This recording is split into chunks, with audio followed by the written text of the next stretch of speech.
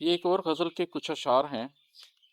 یہ ہے کہ کن کے بن ایڑیاں رگڑنے سے، کن کے بن ایڑیاں رگڑنے سے کوئی چشمہ نہیں بہا سکتا. اب کن کیا ہے؟ کن فیکون.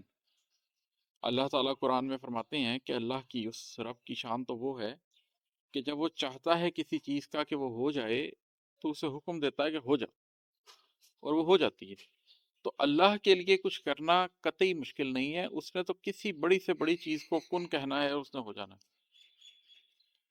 کن کے بن ایڑیاں رگڑنے سے، یہ ایڑیاں رگڑنے کا کیا معاملہ ہے؟ ہم جانتے ہیں کہ ابراہیم علیہ السلام نے جب اسماعیل علیہ السلام کو اور ان کی والدہ ان کو چھوڑا ایک بیابان وادی میں جس کو اب ہم مکہ کہتے ہیں، تو وہاں کچھ بھی نہیں تھا، حتیٰ کہ وہاں پر جب پانی ختم ہو گیا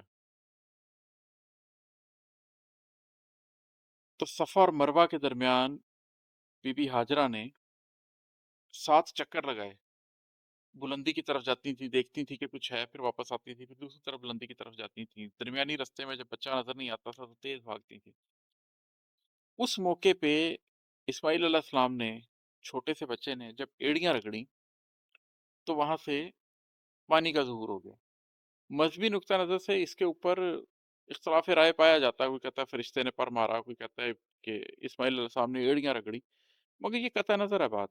بنیادی طور پر بات یہ ہے کہ اس ایک شدید ایفرٹ کے درمیان میں، ہوپ لیسنس کے درمیان، اللہ نے وہ کن کہا اور وہ چشمہ جاری ہو گیا. اب سوال یہ پیدا ہوتا ہے کہ اگر اللہ کے صرف کن کہنے سے وہ چشمہ جاری ہو سکتا تھا تو ان کو اس اذیت سے کیوں گزارا گیا؟ اور اگر انہوں نے اس اذیت سے گزر کر یہ حاصل کیا ہے تو پھر خود کھود لیتے، خود کر لیتے، پھر اللہ کی طرف سے یہ غیبی امداد آنے کی کیا ضرورت تھی؟ یہ ایک اللہ کی پوری سنت ہے جس کو سمجھنا بہت ضروری ہے. اللہ نے یہ دنیا کوشش پر رکھی ہے. اس کی ادنا ترین مثال یہ ہے کہ ہم عام انسانوں کو یہ حکم دیا گیا ہے کہ اونٹ کا گھٹنا باندھ کے توکل کرو. ہمیں یہ حکم دیا گیا ہے کہ اپنا حصہ پورا ڈالو اور اس کے بعد اللہ پر توکل کرے.